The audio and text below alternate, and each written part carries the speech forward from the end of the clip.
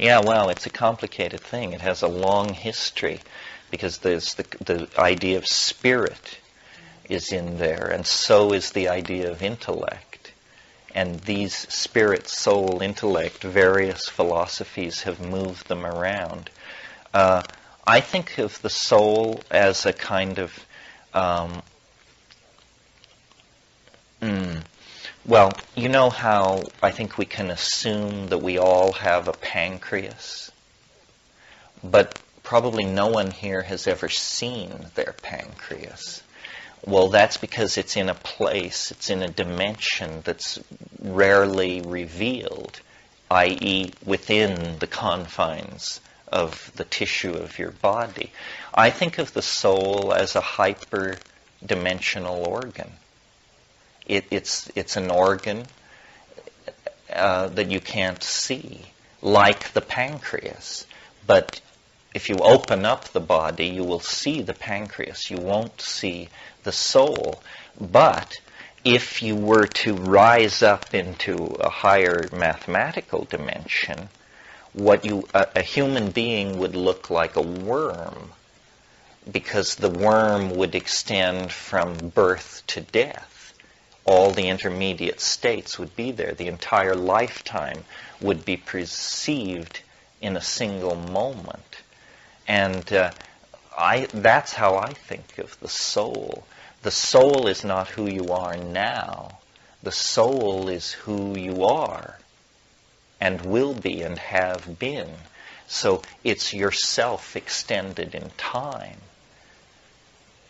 You know, Plato said time is the moving image of eternity. And what we were doing last night, in a way, was looking at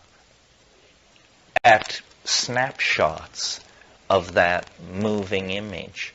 I think that that at death, if the soul survives, then in a sense what happens is you flow back through your entire life, and it exists all at once in a single moment. I mean, that's the paradox of hyperspace, that what is serially presented in Newtonian space is holistically apprehended in hyperspace. And similarly, there is a group soul, a group mind, and all the same processes apply. In a way, the transcendental object at the end of time is history. History, you know, I think I said, at least I think, that history is like a psychedelic experience. And we are building toward the apotheosis, the place where language fails, where the ego dissolves. You can no longer make sense of it. It's been getting weirder and weirder, and finally the speed at which the weirdness is accumulating just avalanches over you, and you can no longer make sense of it. But an idea which I didn't talk about very much in this workshop, but that's dear to my heart, is the idea of the philosopher's stone. In the 16th century in Europe, before the rise of modern science and chemical theory, the ontological distinction between world and self was not as strongly defined as it is in modern people. And consequently, people working with substances entered into a kind of participation mystique in which the contents of the unconscious were actually projected onto matter. And Carl Jung made much of this because he realized that these alchemical texts, which are so cryptic and bizarre, could be treated like dreams because they were downloads of unconscious material. But I think that the alchemists were, in a sense, on the right track in that what is being sought in the concrescence, what the essence of the thing at the end of the world is it's a union of spirit and matter, is what it is. And it's a union of spirit and matter that occurs in such a way that each retains the characteristics that it brought into the union. In alchemical terms, this is called a coincidentia positorum. In modern terms, it's not allowed. It's a logical contradiction. But I think that the essence of understanding the world is to be able to hold a logical contradiction in your mind and not force things to be either or. And the philosopher's stone is the idea that you could have a kind of matter, I mean, think of it as a small pebble, which is yet somehow made of mind, and hence is an object freely commandable in the imagination. And they sought this. They tried to make this. This was a technological agenda from 1540 up until the 30 Years' War. And the universal panacea, you know, the panis supersubstantiales, all these terms for this lapis, this stone. And what it is it's a place in space and time where anything can happen. Anything can happen. So imagine that what we are involved in collectively, and each of us, is an effort to give birth to the soul, to somehow cause the soul to come into existence. One way of thinking about this, I think I said this earlier, but it probably means more now, is that the historical enterprise is an effort to turn the human body inside out so that the soul becomes visible and the body becomes a process that you can command in the imagination. Do you understand what that would look like? So then here's the comic book version of what I'm talking about. Here we have the philosopher's stone. I have just, by a cryptobiological process, regurgitated it into my hand, and here it is. Okay. So it's my soul objectified outside my body. It's a holographic matrix of space and time. When you look into it, you can see stars in there. And if you need to go somewhere, you stretch it out and sit on it, and it carries you there. And if you're hungry, you eat it. And if you need a shower, it becomes a levitating shower head above your head from which warm water pours. And if you need to know something, you ask it. And if you need to wear something, it becomes it.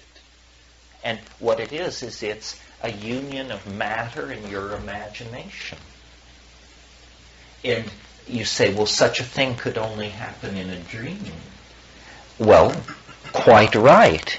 I think we may be headed into a dream, either the after-death dream or the nano-cyber-technological dream or the pharmaco-shamanic dream. We are headed into some kind of a dream. We are going to live in the imagination. And the imagination is the domain of the soul. I mean, I'm not kidding. We are going to live in the imagination. It will cease to be metaphor. It will become real estate. That's how real the imagination is going to be.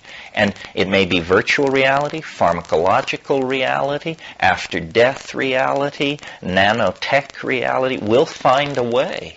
We will find a way. Because I think that this union of spirit and matter is an agenda in the human program that runs very, very deep. This is why we spoke for the first time. Language is a union of spirit and matter. The spirit of the thinking mind and the very ephemeral matter of the air, which can carry an acoustical signal. The word is on its way to becoming flesh. Wasn't that the promise? And similarly, the flesh is on its way to becoming word. That's what all that raving is all about. The language is a partial condensation of the philosopher's stone.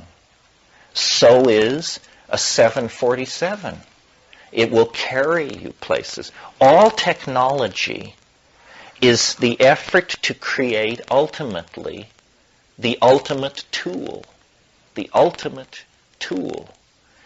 And what can the ultimate tool do? And what is the ultimate tool for? The ultimate tool can do anything. Obviously, that's what the ultimate tool is.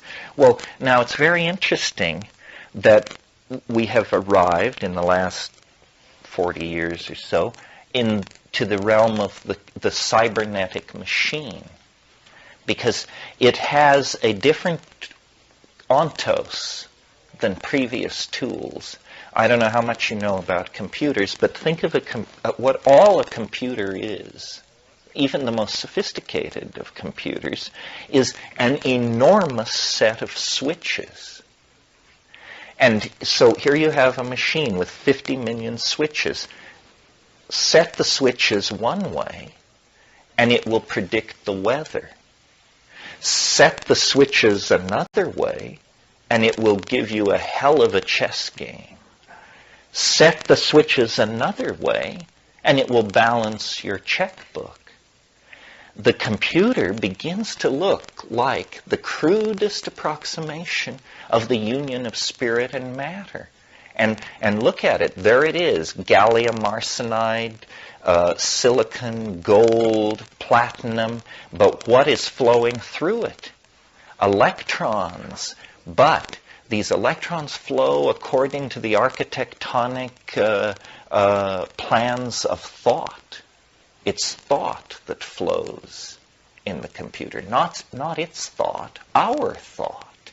We tell it what to think, and it thinks it. And as the computer shrinks, and as the data storage increases, more and more spirit is being stored in less and less matter.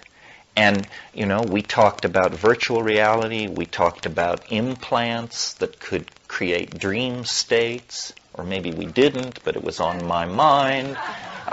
All of these things. And so I think, that through technology, we are taking our oldest intuitions, call it the intuition of the dream time, and creating it so that it is real. And the alchemical union, which was abandoned by early modern science, actually will reemerge as a reasonable scientific endeavor once the new sciences of information theory and chaos theory and complexity theory and so forth and so on are put in place. We are in a position to create the philosopher's stone. And, it will not only carry you through space, it will carry you through time. That technology, which appears to be just a secular concern of capitalism and scientific R&D, is in fact a sacred calling. And that the purpose of it is to mirror the mind of human beings through the perfection of the tool. And that the perfect tool, when it arrives, will end the historical process, which was the tool-making process. And it will end it by virtue of the fact that, among other features, the philosopher's stone allows you to move through time.